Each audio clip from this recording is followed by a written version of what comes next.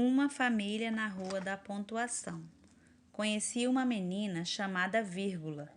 Ela trabalha em texto e sua função é indicar uma pequena pausa na leitura.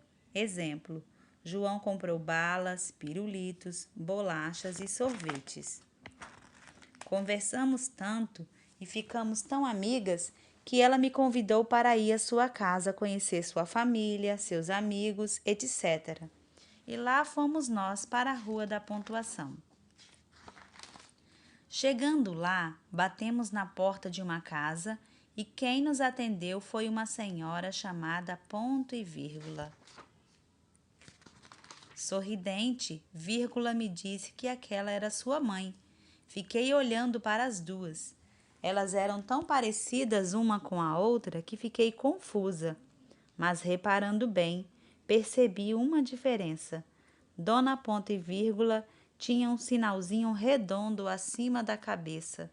Ela era muito simpática e foi logo me dizendo o que fazia. Indicar uma pausa maior que a vírgula. Exemplo: o trabalhador é elogiado, o preguiçoso é desprezado. Entrando na casa, vi dois menininhos que brincavam num canto da sala. Eles eram parecidos e só andavam de mãos dadas. Perguntei à minha amiga por que eles não se separavam e ela me contou que eles eram gêmeos. Tudo que faziam eram os dois juntos e por isso se chamavam dois pontos. E eles já tinham sua função: indicar uma pausa maior que a do ponto e vírgula, e são empregados também antes de uma citação ou enumeração. Exemplo: mamãe precisa comprar frutas, verduras e legumes. Já estava ficando tarde. Lembrei-me que eu ainda tinha que visitar as minhas outras amigas, as aspas, que também moravam nesta rua e serviam para indicar citações ou chamar a atenção para uma palavra ou frase. Exemplo: Dom Pedro gritou: Independência ou morte! Logo depois, dois velhinhos entraram na sala, meio encurvados para a frente. Eram os avós da minha amiga. Eles também eram muito unidos. Chamavam-se Parênteses e, apesar da idade, ainda trabalhavam, pois serviam para separar palavras ou expressões na frase, para chamar a atenção ou dar uma explicação. Exemplo: a menina, que já estava preocupada, telefonou para a sua casa. Fiquei curiosa. Naquela casa todo mundo tinha uma função, pois todos trabalhavam. Será que tinha mais alguém? Vírgula sorriu e me levou até outra sala, dizendo-me que ali estava um primo seu que era meio corcundo, mas era muito esperto e queria ser detetive. Assim que ele me viu, foi logo perguntando o meu nome. Respondi, mas também lhe perguntei o seu. Era o ponto de interrogação. Sabem para que ele servia?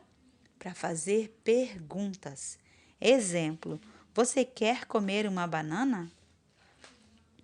Como gostava muito de interrogar as pessoas, ele me perguntou se eu já tinha sido apresentada ao seu irmão chamado ponto de exclamação. Disse-lhe que não. Ele me olhou e foi logo me dizendo que seu irmão era diferente dele, pois não era corcundo. Pelo contrário, era esbelto, muito elegante e servia para indicar espanto, alegria, surpresa e admiração. Exemplo: que bela moça! Fiquei admirada e quis conhecer o resto da família. Estiquei os olhos para um dos quartos e vi que existia alguém deitado lá. Perguntei quem era aquele. Vírgula me respondeu que se tratava de um amigo seu que gostava muito de conversar. Era o Travessão. Fui até onde ele estava. Nossa, como ele gostava de falar! Disse-me que era muito amigo do ponto de interrogação, que quase sempre trabalhavam juntos, como falava o tal do Travessão. Disse-me que servia para indicar o diálogo entre as pessoas. Exemplo: Julinho perguntou: Quem é você? Eu sou o macaco Flick. Voltando para a sala, vi que no corredor da casa estavam 3 mocinhas enfileiradas, uma atrás da outra. Quis saber quem eram e, muito paciente, me explicou que aquelas eram suas tias vindas do interior. Elas eram muito tímidas e, por isso, quando iam falar, paravam de vez em quando e, às vezes, nem sempre diziam as frases completas. O nome delas eram reticências. As 3 andavam sempre juntas e tinham a função de indicar dúvida, incerteza ou suspensão do pensamento.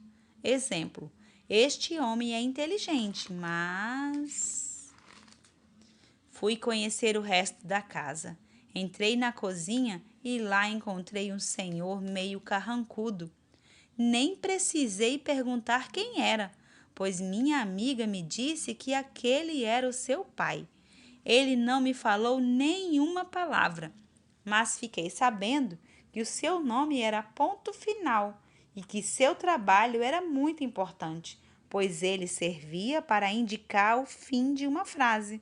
Exemplo: João comeu muito e ficou doente.